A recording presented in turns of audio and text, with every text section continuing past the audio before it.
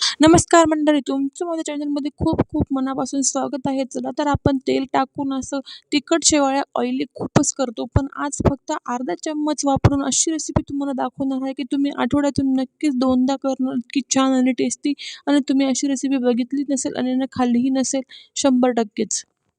एक वाटीभर मी इथे शेवाळ्या घेतलेल्या आहेत. त्याला गॅसवरती कढई ठेवून असं त्याला लो गॅसवरती भाजून घेणार आहे. त्याचा कलर वगैरे काही चेंज करायचा नाही. फक्त एक तडतडून येईपर्यंत मीडियम गॅसवरती भाजून घ्यायचं आहे.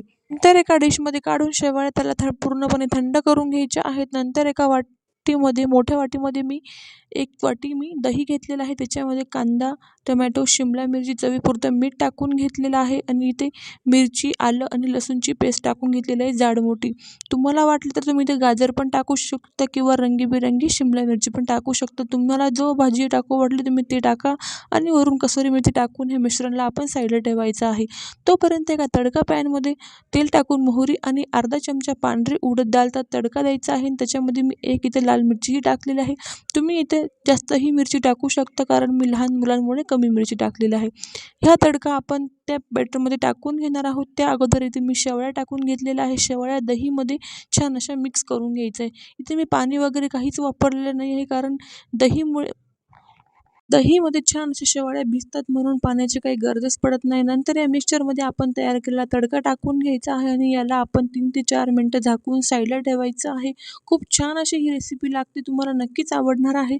नंतर मी इडली स्टीम करतो. मी ती कढाई घेतलेली आहे. त्याच्यामध्ये मी 1 ग्लासभर पाणी टाकून घेतलेलं आहे आणि चांगलं गरम करून घेतलेलं आहे. आणि त्या इडली पात्राला तूप किंवा तेल लावून, इडली पात्राला तूप तेल लावून झाल्यावरती हे भांडं आपण कढईमध्ये ठेवून घ्यायचं आहे आणि आपण तयार केलेलं शेवाळ्यांचं बॅटर टाकायचं आहे.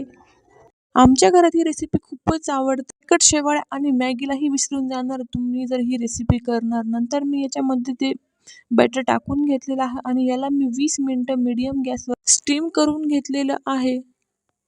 एकच वाटी मी शेवाळ्या घेतलेल्या होत्या, कारण मी ते एकच जणासाठी बनवत होती. तुम्हाला वाटलं तर तुम्ही जास्त लोकांचं बनवत असणार तर तुम्ही ते जास्त पण शेवाळ्या घ्या. आणि जर तुमच्या घरी पाहुणे आलेले असणार ना, तर तुम्ही नक्की करून द्या त्यांना खूपच आवडेल. आता उन्हाळ्याच्या सुट्ट्या असल्यामुळे मुलांना काहीतरी रोज नवीन-नवीन खायला पाहिजे असतं, पण असं पौष्टिक जर खायला मिळालं ना, तर मुलांना नक्कीच आवडतं.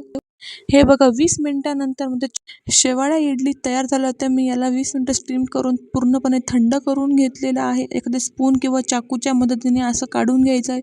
इझिली निघतं ते. दहीच्या आणि फोडणीच्या वासामुळे इतकं छान अशी टेस्ट लागते त्याची आणि फक्त अर्धा चम्मच तेल. सर्व इडलीनं असं काढून घ्यायचं आहे आणि कोणत्याही तुम्हाला आवडेल त्या चटणीबरोबर किंवा सॉसबरोबर सर्व्ह करायचं आहे. मी इथं खोबऱ्याची चटणी आणि चिंचेची चटणी बरोबर सर्व्ह केली होती. खूप टेस्टी बनल्या. चला तर मग तुम्हीही करून बघा अशा प्रकारची नवीन काहीतरी रेसिपी. आणि माझा व्हिडिओ कसा वाटला हे कमेंट करून नक्की सांगा.